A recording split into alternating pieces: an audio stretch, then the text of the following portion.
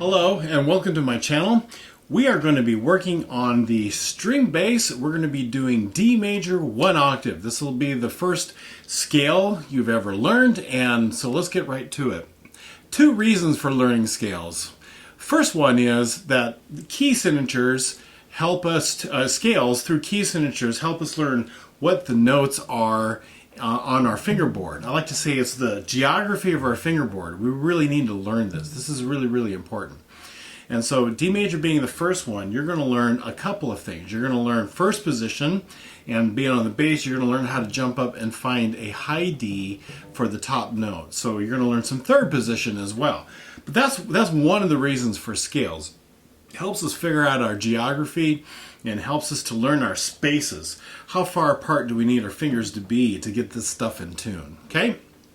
Second reason, after you get the left hand all figured out, then it's a lot of it is about getting the right side and making really good sounds and learning some different kinds of rhythms with our bow and that kind of stuff. And then we can focus on the right side and not worry so much about the left side. But right now and for today, it's all about the left side. Okay? So first you're going to need to be in tune.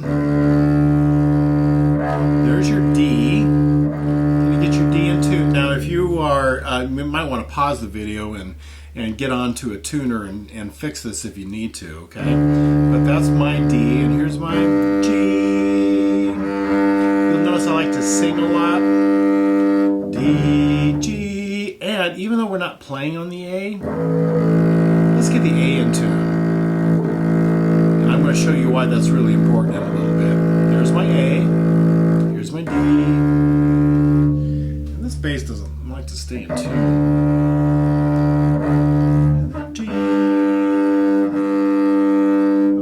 That's what we're on to. All right. First, it's really important that you experience the scale first before I start showing you what it looks like on the staff and all that kind of stuff. I like to say the experience is first and then the intellect. That's what comes after that. So the experience of it. So here's D. It's pretty simple. It's an open string. Now make the bass shape, the bass salute. You've seen some videos of me doing this. And here is E. By the way, when you're tuning a string, the issue is whether my string is too loose or too tight. If it's too loose, then my string is flat. If the string is too tight, then my string is sharp. But when I'm working on playing in tune, if my string if my note is sharp, that means my string is too short.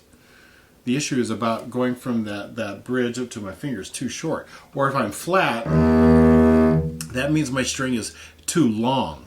And I have to learn how to take the shape of his hand and find a really good E.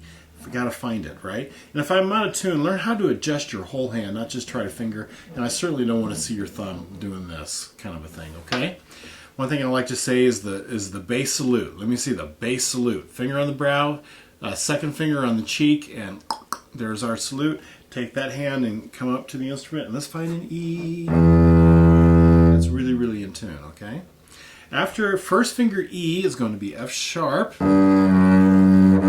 That was out of tune, sorry.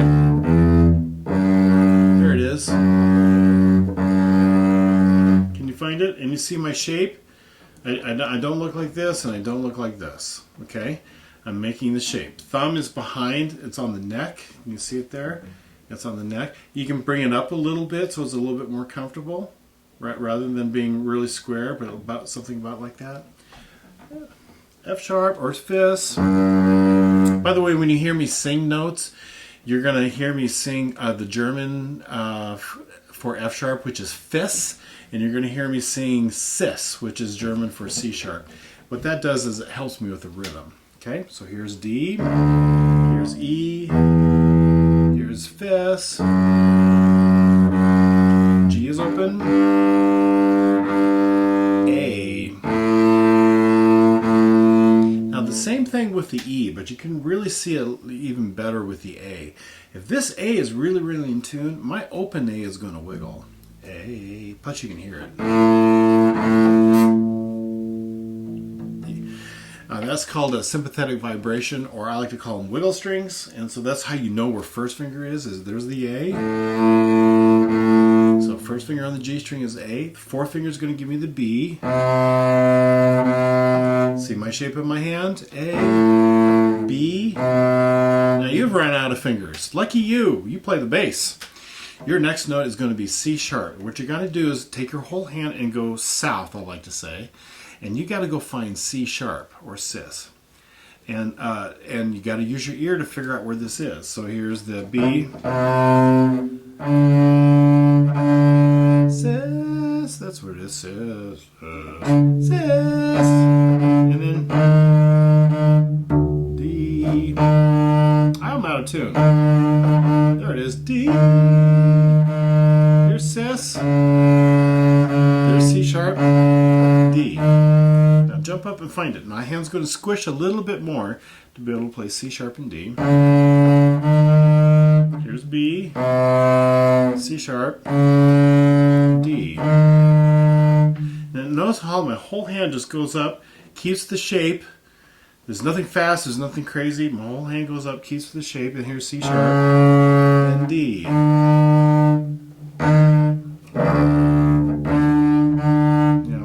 Sharp. I play on a smaller bass because my hand's used to violin playing and not bass playing, and so sometimes I go too far. All right, we're just practicing, right?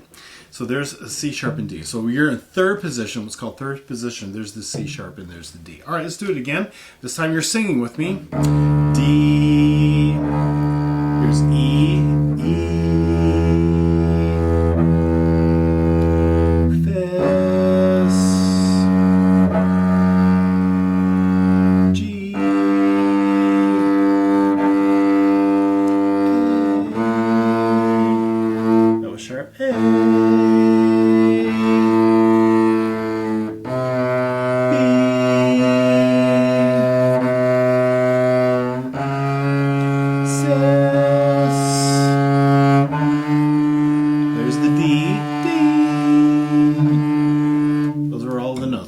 We're going to go back down. Something else I need to mention.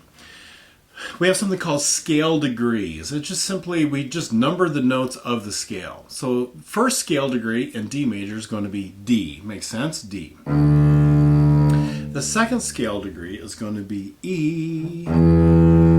First finger E. Okay? The third scale degree is going to be F sharp. Fourth scale degree is G. Fifth scale degree is A. All right. The sixth scale degree is going to be B. The seventh scale degree is going to be C sharp. And then the eighth scale degree is going to be D. Now, we also call this 1 sometimes. If I'm playing more than one octave, I would jump up and call that 1. Okay? All right. That is a D major scale. All right, let's put this on a metronome. I'm going to put it at quarter at 70. Now, it's very possible you're not quite ready for this. And if so, then why don't you just turn the video off and just practice till you kind of get up to this tempo, and then come back and practice with me, okay? But we're going to start half notes, quarter at 70. Here we go. 1, 2, here we go, and D, E, this, G, A, B, cis, D, cis, B, A, G. Wow, I was out of tune. I'll fix that. E, D. Now I got up there pretty good. I like to say I climbed the tree really well. I got up to that high D, but I kind of fell out of the tree when I came back down. D, cis. That's better. See, I'm really listening for that. Now, a couple things I'm checking out. That high D, by the way, that's a wiggle string. D, D. All right, I can hear my instrument really ring. That's a sympathetic vibration as well. That's how I really know where third position is I catch that D and I catch it in tune. D. Good. Cis. B. Oh, that was in tune that time. A. There it is. A. Okay. All right. Why don't you practice that again with me? And that was my fault. I'll try to climb up the tree, but climb down the tree much better.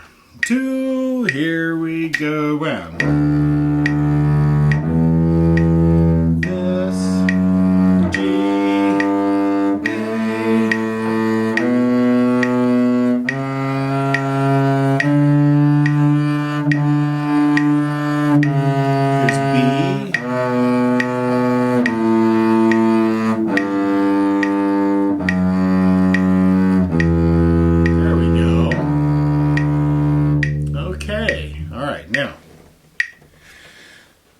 This is what D major looks like, and this is what the scale looks like.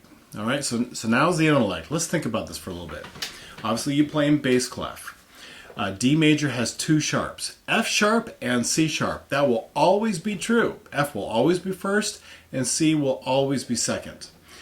Now, when you see this key signature, sometimes it could be B minor, but that's for another lesson. Just right now, I want you to know that we're working on D major. This is what it's going to look like. F sharp is first, C sharp is second, okay? All right, and notice that D is on the 3rd line. E is in the 4th space. F sharp, 4th line. Did I say 4th space? I said that wrong. D is 3rd line. E is 3rd space. F sharp is 4th line, 4th finger F sharp. G is open, which is the top space. That's the 4th space. A is the top line. B is going to be above the staff. Now, you've run out of fingers. You have to shift. I want you to notice that I put a 4 above that B. And then for the C sharp, on the first ledger line, I put a -2. And I will always show you shifts when you're young and you're learning these.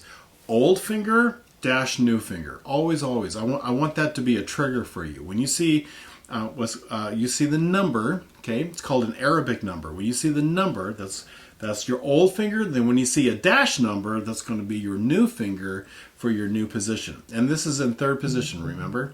Sometimes you'll see Roman numeral 3s to help you with that.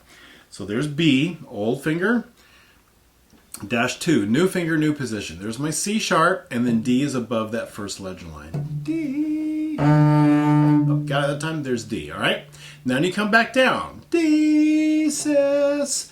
Now the C sharp is an old finger, because I've been in 3rd position. C sharp's the old finger. -4 is going to be the new finger, because I'm putting myself into 1st position. So I want you to see how you can climb the tree, get yourself up there, but you also be able to climb down the tree as well. And that's so you need to see the shifts going up and the shifts coming down, either ascending or descending, okay? So those are all the notes to that. So let's try that again. Here we go. We're going to do half notes again. Now you're watching the staff. Ready, go, and E, this, G, A, B, sis, D.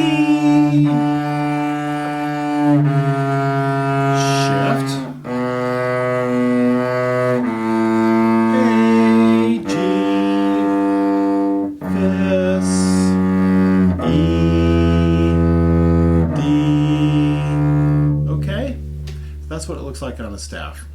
And now that we've got our left hand pretty solid, we can start thinking about some right side things. So those were quarter notes. Ta, ta. Let's do toddies.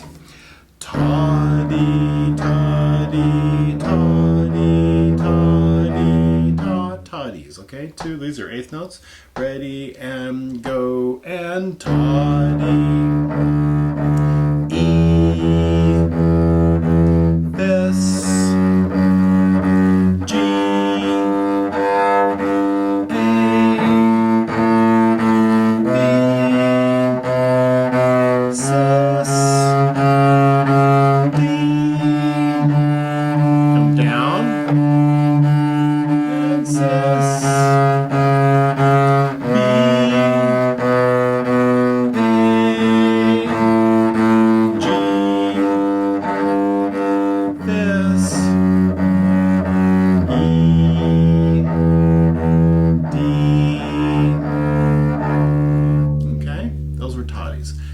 tocadimis.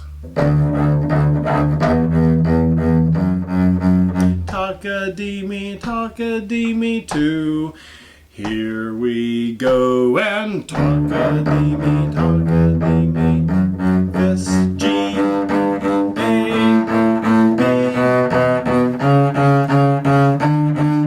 Now D, sis, B, A, G, this, E, D.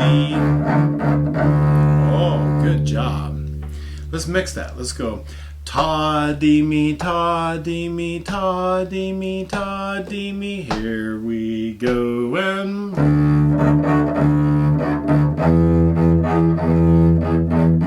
okay, I know you can't see it in the video, so I need to talk about this. Ta-dee-me. Ta is going to make me move my bow to the other end of the bow. Ta-dee-me, ta-dee-me, ta-dee-me, ta-dee-me, ta. So that eighth note in that pattern is going to make me scoot to the other end. So I go frog, tip, tip, frog, frog, tip, tip, frog, frog, tip, tip, frog. It's really important that you feel how the bow does that, okay? And just learn how to be in the different parts of the bow. And to get the same sound, whether I'm at the tip or the frog, you need to use more weight at the tip to get the same sound. And at the frog, you got natural weight in your bow.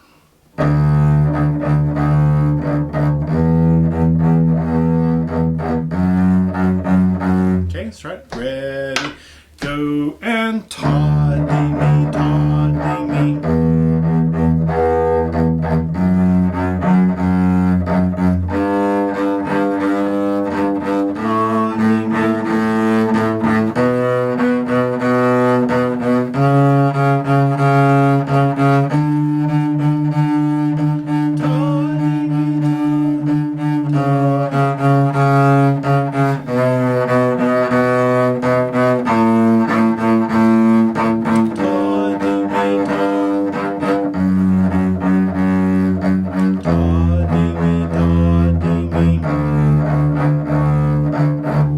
Pretty cool, huh? Oh, you're doing so great. Really, really, really fine job.